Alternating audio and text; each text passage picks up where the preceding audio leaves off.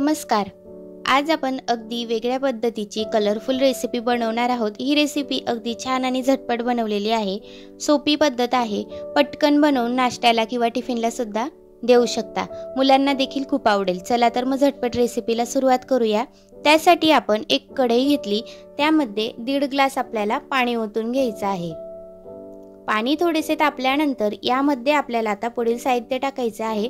त्यामध्ये 1 चमचा ओवा, 1 चमचा पांढरी तीळ, 1 चमचा आपल्याला चिली फ्लेक्स टाकून घ्यायचे आहे। त्यानंतर चवीनुसार मीठ टाकून घ्यायचे। त्यानंतर यामध्ये आपल्याला कोथिंबीर टाकून घ्यायची आहे। त्यानंतर यामध्ये 1 चमचा जिरे टाकून घ्यायचे। हे सगळं साहित्य टाकल्यानंतर छान असं एकजीव करून घ्यायचं। पाण्याला उकळी येऊ द्यायची। त्यानंतर त्यामध्ये आपल्याला 1 चमचा तेल टाकायचे आहे। पाण्याला उकळी आल्यानंतर त्यामध्ये अगदी बारीक रवा घ्यायचा, तो टाकून घ्यायचा आहे। लगेचच एकजीव करायचा, नाहीतर गुठळ्या पडतात। गुठळ्या पडल्या तरी काही हरकत नाही, नंतर त्या स्मॅश करून आपल्याला व्यवस्थित करता येतो। सतत ढवळत राहायचं, नाहीतर रवा कढईला चिपकतो। छान असा एकजीव झाला की 5 मिनिट वाफ काढून घ्यायची। वाफेवर छान शिजवून घ्यायचा। त्यानंतर एका प्लेटमध्ये काढून घ्यायचा। प्लेटमध्ये काढल्यानंतर 10 ते 15 मिनिट फॅन खाली गार व्हायला ठेवायचा, कारण हाताला खूपच चटके बसतात। गार झाला की छान असं स्मॅश करता येतं। गार झाल्यानंतर जर हाताने स्मॅश करता आलं तर हाताने करा, नाहीतर स्मॅशर घ्या, त्याच्याने सुद्धा छान स्मॅश होऊन जातं।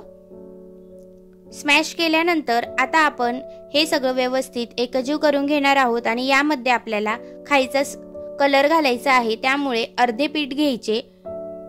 यामध्ये आता आपण खाण्याचा कलर घालणार आहोत। तुमच्याकडे जर असेल तर घाला, नसेल तर तुम्ही फक्त अशाच पद्धतीने ही रेसिपी तयार करू शकतात। मी रेड कलर घातलेला आहे। हा कलर घातल्यानंतर व्यवस्थित एकजीव करून घ्यायचं। त्यानंतर अशाच पद्धतीने ग्रीन कलर आणि येलो कलर घेतलेला आहे, तो सुद्धा टाकून छान असे गोळे तयार करून घेतलेले आहेत। रवा आहे, हाताला जरा चिपकतो, म्हणून हाताला तेल लावून घ्यायचे आणि छान असे गोल गोल गोळे तयार करायचे आणि वड्यांसारखं त्यांना मध्ये होल करून घ्यायचे। तुम्ही अजून मोठ्या आकाराचे सुद्धा करू शकतात।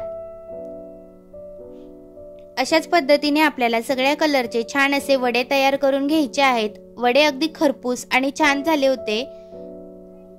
बघू शकता सगळेच वडे मी छान असे व्यवस्थित गोल करून प्रेस करून मध्ये होल करून तयार करून घेतलेले आहेत।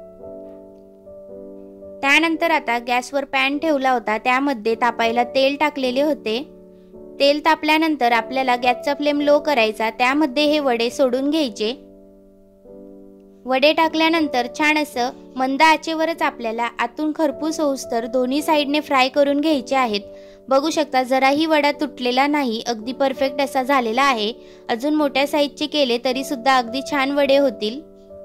दोन्ही साइडने आतून खरपूस होऊस्तर आपल्याला छान वडे भाजून घ्यायचे आहेत। मस्त वडे तळून रेडी आहेत। बघू शकता छान असे खरपूस आपले रव्याचे वडे तयार झालेले आहेत। कलरफुल सुद्धा आहेत, दिसायला सुद्धा अगदी छान दिसत आहेत। अशाच पद्धतीने संपूर्ण वडे आपल्याला तळून घ्यायचे आहेत। दोन्ही साइडने खरपूस तळून घ्यायचे। संपूर्ण वडे तळून झालेले आहेत। बघू शकता अगदी कलरफुल रेसिपी आहे। कलर जर यूज करायचा नसेल तरी सुद्धा फक्त रव्याचे सुद्धा हे वडे तुम्ही कलर न मिक्स करता करू शकता। छान असे खरपूस झालेले आहेत, अगदी मस्त पटकन तुटत सुद्धा आहेत। ही रेसिपी जर बनवली तर मुलं सुद्धा आवडीने खातील। कलरफुल आहेत, दिसायला सुद्धा अगदी छान दिसत आहेत। जर तुम्हाला आजचा व्हिडिओ आवडला असेल तर लाईक सबस्क्राईब नक्की करा।